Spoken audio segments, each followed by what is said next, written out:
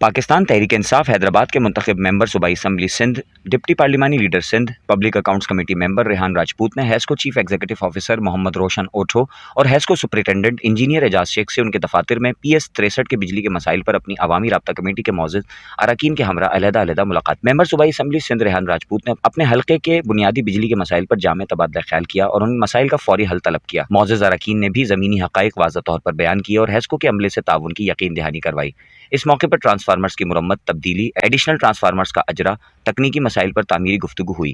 اسی تناظر میں ایکسین لطیف آباد اور SDOs کے ساتھ اہم میٹنگز کا انعقاد ہونا طے پایا۔ ریحان راجپوت نے کہا کہ انشاءاللہ عوامی مسائل کو عملی طور پر حل کرنے کے عزم کے ساتھ میدان میں موجود رہیں گے۔